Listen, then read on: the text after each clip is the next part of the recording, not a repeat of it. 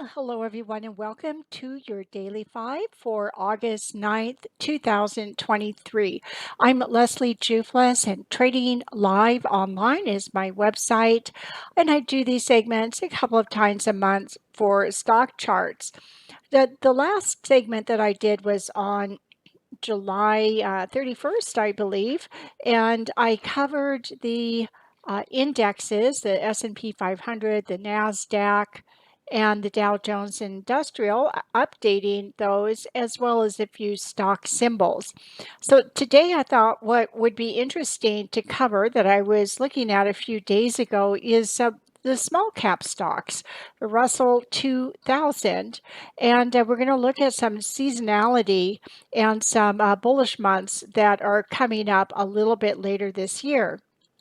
We're going to look at a couple of ETF symbols related to the Russell 2000 and the small caps, and we'll look at a couple of individual symbols as well.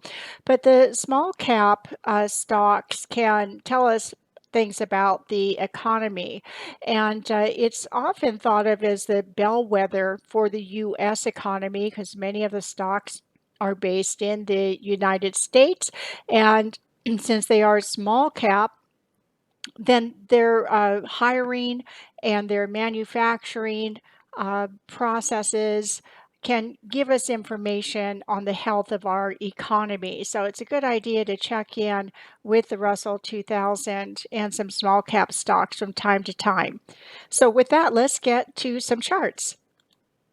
So the first thing that I'm going to show you is the seasonality chart of the Russell 2000 ETF, symbol IWM. And you can find this on StockCharts, and if you scroll down to the bottom of a chart, you'll see some different choices, and you can click on seasonality. So I've gone out to look at 20 years, and we're going to do that, and then we're going to scroll back in time a little bit and look at the last several years.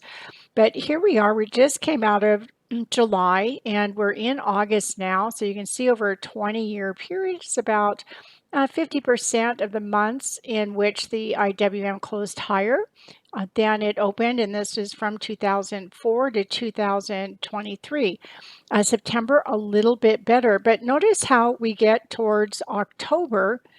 We have 68%, November 79% closing higher, and December closing higher at 68%.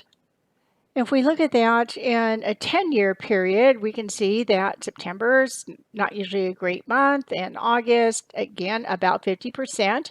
And we can see as we get into later in the year, the October, the November, and the December period, in a 10-year look-back period, you've got some pretty good numbers of strength that generally comes into the small cap stocks. And over a 5-year period, so we went from 20 years to 10 years to 5 years, over a shorter term period, you can see again, August is not a great month for it, and September is likely to be a down month, but again, October is a strong month, and November and going into December. So this means that you've got time to be looking for setups. And now we're going to go to the ETF charts and take a look at some key locations on those charts. So this is the chart of IWM, and I'm on the monthly chart because let's go kind of take a look at those months from August, September, October, November, December, and let's take a look and see how those look. So this is the August period, and this is just looking back at 2015. So we can see August was a down month. September was a little bit of a down month, but here's October up, November up, and December opened about the same place, closed a little bit down. But the seasonality again kicked in the beginning of the year. A lot of times small cap stocks are strong around the beginning of the year, and you can see the rally that it had in 2016. So again, we're looking at, let's go back to August. So August was a up month because remember, we don't have 100% on this. And then we had September neutral, a little bit down, not much. And then October, big move to the downside. November was up a little bit. December down. January, January and February had a nice rally. So you can go in the charts and kind of take a look at this as well. But for me, I use pattern recognition. So I want to be finding using technical analysis, particular chart points to be watching. So coming down to a weekly chart of IWM. So what I notice on this chart is there's a big ranging pattern. And for those of you that have followed along on a lot of my videos, I point out ranging patterns quite often. The S&P was one that we had been monitoring up around the 4,200 level, and that finally broke out. It looked very similar to this pattern that I'm seeing on IWM. But the S&P finally broke above the 4,200 and went pretty quickly up to the 4,600 level. We backed off a bit from there, but when you get these types of ranges and they eventually break out one direction or another, you're generally going to get a stronger move.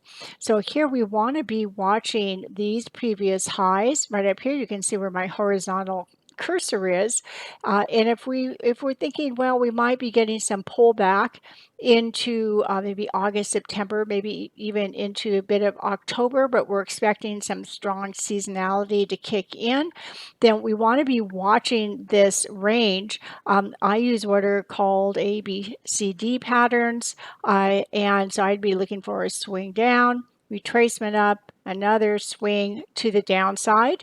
This is the support level down here. That's also coinciding with this gap area back from November 2020. So this is the support level that we want to be keeping an eye on in IWM. A stock chart scooter is turned to the downside.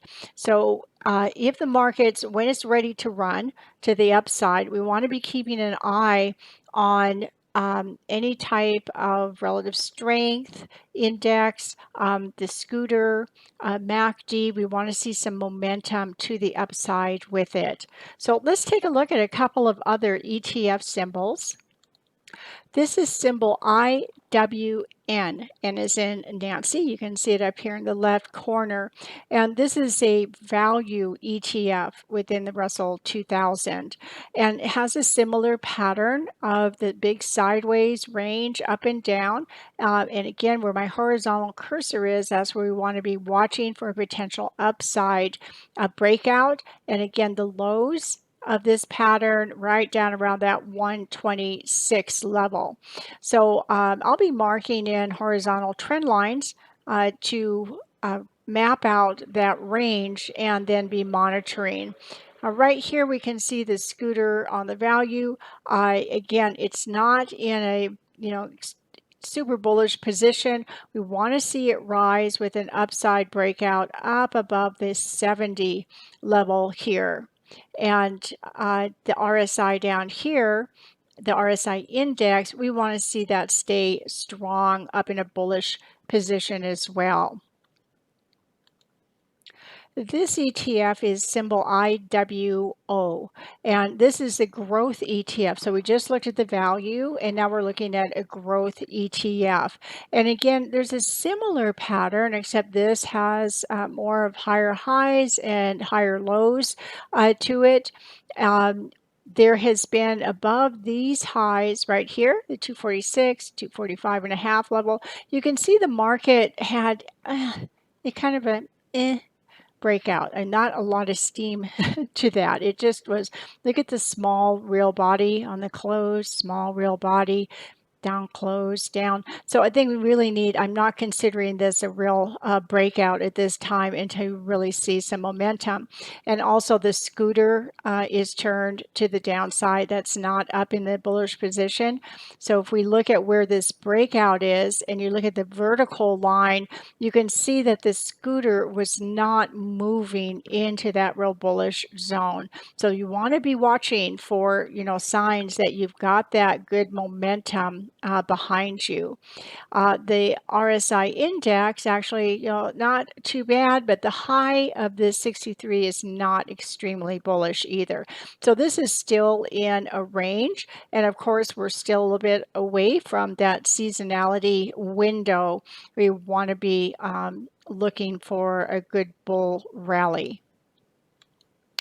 Here's an example of a good bull rally. This is a small cap OVV. It's in the energy and exploration and production sector industries, and you can see where the range, sideways range was, and you can see where this breakout was about 40 and a half.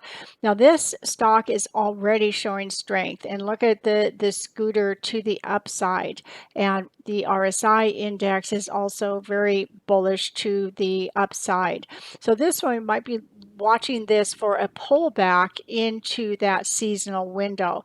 So if you go in and you do some research on some small cap stocks and you find some with strength, then you might want to just be making a list with those to be keeping an eye on.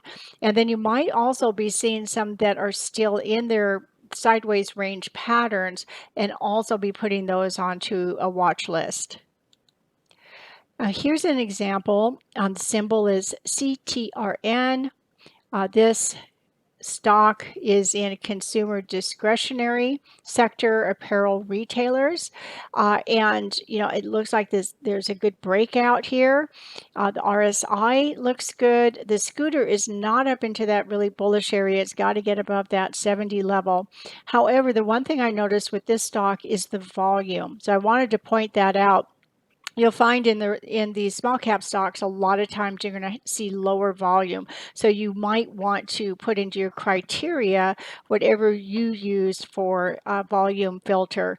But this is pretty low volume. So you might want to look at things that have a little bit more volume to them. Here's an example of a stock, KTOS, and this is an industrial defense sector. And you can see the volume is much better on here. And then look at this scooter up here. This is what I mean by being in a bullish position. And so this has been in a bullish position, and you've got good volume on it. The RSI is strong right now. So there's still time, of course, for that seasonal window. And so there might be sector rotation between now and then. In fact, there's likely to be. So you'll have to kind of go in and search for Russell stocks, and again be making some watch lists and tracking some of the symbols that look good to you. So let's take a look before we go. I just want to take a look at a little bit longer term chart on this. So you can see back in December 2022, this stock looks like it started a new uptrend. So we want to be watching this one possibly for pullbacks. Okay, so that's what I have for you today. I hope I showed you some good examples of things to be looking for on your charts and given you some tips on how to assess stocks. You can get much deeper into that. So we'll follow the seasonality of the Russell as we get a little bit further into the year. So thanks for joining me today. And as always, I'll try and answer any questions or comments that I see in the lower section. If you like the videos, please give it a thumbs up and make sure to subscribe and visit me on my website, Trading Live Online. And I'll see you on the next Your Daily 5.